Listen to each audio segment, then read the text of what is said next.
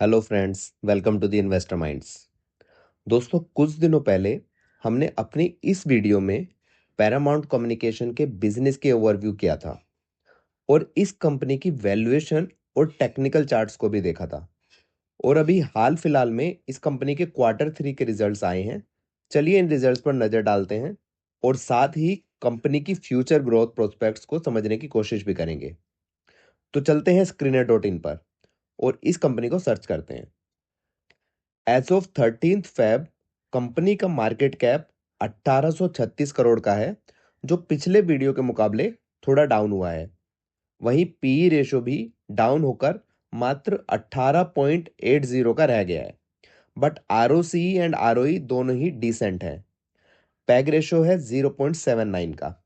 By the way, अगर आप भी इन टर्म्स को समझना चाहते हैं तो ऊपर दिए हुए आई बटन पर जाकर आप वीडियो देख सकते हैं।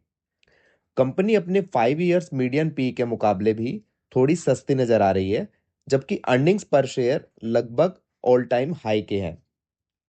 पीयर कंपैरिजन की अगर बात करें तो ये कंपनी वैल्यू फॉर मनी नजर आ रही है और इंडस्ट्री पी के मुकाबले 50% डिस्काउंट पर अवेलेबल भी है। क्वार्टर एंडिंग दिसंबर 2024 में कंपनी की कुल सेल्स 392 करोड़ रही, जो क्वार्टर ऑन क्वार्टर बेसिस पर 10% और ईयर ऑन ईयर बेसिस पर 30% इंक्रीज हुई है।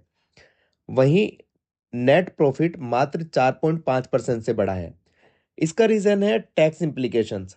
अगर ध्यान दें तो लास्ट 2 से 3 क्वार्टर में कंपनी टैक्स ब्रैकेट में आई है, जो एक अच्छी बात है।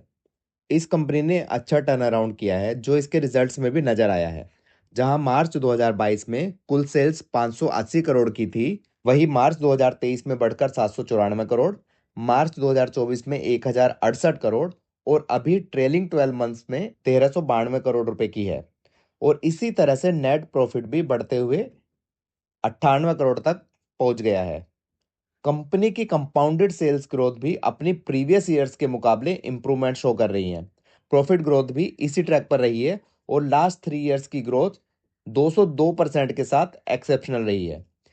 इसी ट्रेजेक्टरी से स्टॉक प्राइस में मूवमेंट आई है, पर लास्ट 1 साल में मार्केट प्रेशर की वजह से स्टॉक 34% से गिरा है, जबकि कंपनी अच्छी सेल्स और प्रॉफिट बना रही है।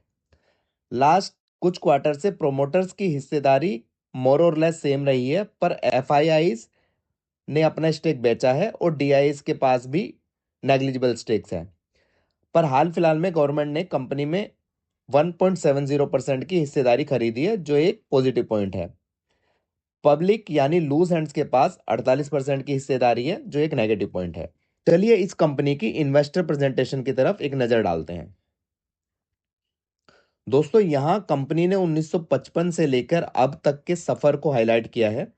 कंपनी के एक्सपोर्ट्स फाइनेंशियल ईयर 20 में 26 करोड़ के थे, जो फाइनेंशियल ईयर 24 में बढ़कर 276 करोड़ के हो गए हैं। वहीं यूएसए में इनका डिस्ट्रीब्यूशन भी स्ट्रांग हुआ है और डिस्ट्रीब्यूटर्स भी 2 से बढ़कर 8 हुए हैं। कंपनी के अभी तक 2 मैन्युफैक्चरिंग प्लांट्स हैं और तीसरा मैन्युफैक्चरिंग प्लांट एमपी में बनने जा रहा है। कंपनी की कस्टमर लिस्ट में हमें बड़े बड़े नाम जैसे ABB, HP, Tata steel, BSNL, Adani, UltraTech etcetera देखने को मिल जाएंगे। कंपनी अपनी फ्यूचर ग्रोथ को 5 सेक्शंस में डिवाइड करके देखती है, जिसमें पहला है एक्सपोर्ट और यूएसए इस कंपनी का सबसे बड़ा एक्सपोर्ट मार्केट बन गया है। Second is B to B business. Third is capacity utilisation and enhancement. Company के पास अभी 2 मैन्युफैक्चरिंग प्लांट्स हैं, फ्यूचर में एक और प्लांट ऐड करने की प्लानिंग है। Fourth is strong distribution channel and last one is new product development through R and D. Company का revenue from operations financial year 2022 से फाइनेंशियल ईयर 2024 तक 35.7% से ग्रो हुआ है। प्रॉफिट बिफोर टैक्स की मार्जिन्स 1.4% से इंप्रूव होकर 7.7% हो चुकी है। As on quarter 3 of this financial year company की टोटल ऑर्डर बुक 620 करोड़ की है। वहीं asset turnover ratio is very good at 6.3 times. Company almost debt free है। आरओई 4.2 से बढ़कर 18.6% का हो गया है, जो एक काफी अच्छी फिगर है। ये कंपनी मल्टीपल टाइप्स की केबल बनाती है, जिसमें से तकरीबन 50% रेवेन्यू पावर केबल से आता है और रिमेनिंग बाकी केबल्स जैसे टेलीकॉम, रेलवे, हाउस वायर्स से आता है। कंपनी के टोटल रिवेन्यू में से अप्रोक्स 60% इंडियन मार्केट से आता है, यानी कि डोमेस्टिक मार्केट से, और बाकी एक्सपोर्ट मार्केट से आता है, जिसमें यूएसए इसका मेजर एक्सपोर्ट हब है। क्योंकि कंपनी अपना प्रोडक्ट यानी केबल बनाने में मेटल कंज्यूम करते हैं, इसलिए कंपनी ने मेटल कंजप्शन की फिगर को भी सामने रखा है, जो फाइनेंशियल ईयर 2024 के Q3 में 4649 मैट्रिक टन थी। वहीं फाइनेंशियल ईयर 2025 के Q3 में 7330 हुआ है, जो एक अच्छी ग्रोथ है। 9 मंथली मेटल कंजप्शन भी तकरीबन 50% से इंक्रीज हुआ है। Revenue from operations year on year basis पर 37.8% से बढ़कर 391 करोड़ पर आ गए हैं। एबिटा मार्जिन इंप्रूव होकर 373 करोड़ की हुई है। Profit before tax and it's margin 32% से बढ़कर 305 करोड़ के हैं। 9 मंथली फिगर्स में भी अच्छा परफॉर्मेंस किया है। आप अपनी स्क्रीन पर देख सकते हैं, cable industry in general year 2015 से 2022 तक 10% CAGR से बढ़कर 65,000 करोड़ की इंडस्ट्री बनी, और ऐसा एस्टिमेट है कि फाइनेंशियल ईयर 2027 तक ये इंडस्ट्री 13% CAGR से बढ़कर 1,20,000 करोड़ की हो जाएगी। वहीं ये भी एस्टिमेट्स हैं कि केबल एंड वायर इंडस्ट्री में ऑर्गेनाइज मार्केट 70% से बढ़कर 80% तक हो जाएगी, जिससे इस कंपनी को फायदा हो सकता है। Total power generation installed capacity 404 gigawatt से बढ़कर 620 गीगावाट की हो जाएगी फाइनेंशियल 2026 तक।